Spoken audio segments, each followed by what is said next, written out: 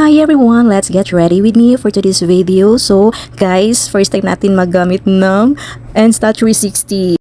Grabe, ang ganda guys! Hello everyone, it's me, Marge Sampelas at this vlog. Welcome back, Marge Cheka na ta. Get ready with me guys for today's video. Let's go! Ayan guys, samahan nyo ako mag-unboxing tayo dito sa Insta360 X4. So guys, pangarap ko lang talaga to. So guys, wish come true. So thank you daddy.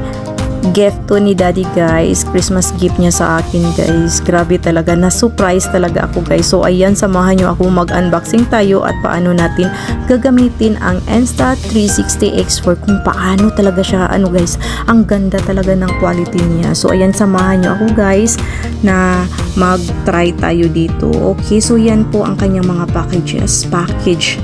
So ayan guys. So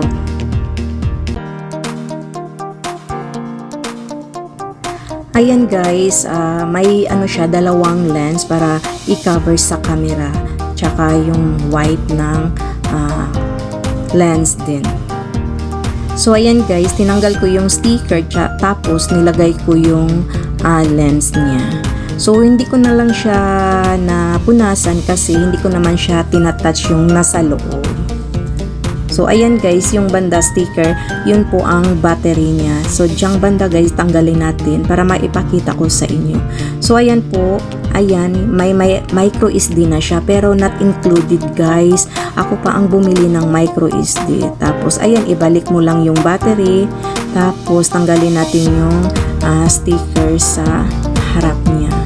So ayan, nilagay ko muna yung kabilang side sa lens niya. So dalawa talaga para makabiran talaga yung lens ng camera natin. So ayan guys, yung front niya, yung screen. So on natin, yung power on nasa gilid lang din. So ayan guys, mag power on na yan. See? So ayan guys, before pala tayo mag-on ito guys, meron siyang app na i-download, nasa manual po. So kasi na-i-download ko na sa cellphone ko, so ayan, madali na lang siyang gamitin. Madali lang talaga guys, i-follow mo lang yung instruction. So ayan guys, nag-on na siya, tapos may micro SD na. So this one, it's work na. So ayan, mag-try tayo guys, samahan nyo ako guys.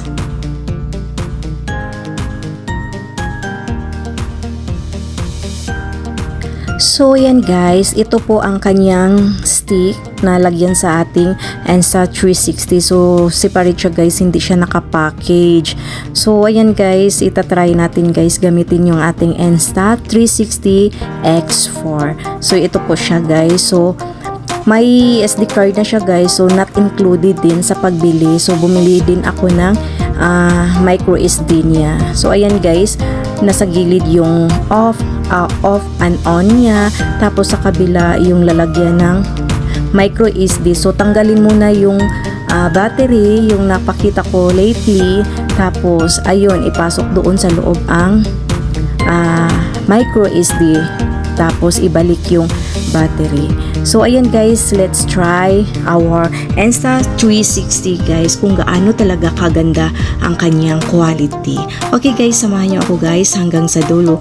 Thank you for watching guys. Anyways, don't forget to like, comment. Kung ikaw ay bago sa aking channel, please subscribe at i-click ang notification bell para ma-update ka sa aking upcoming upload.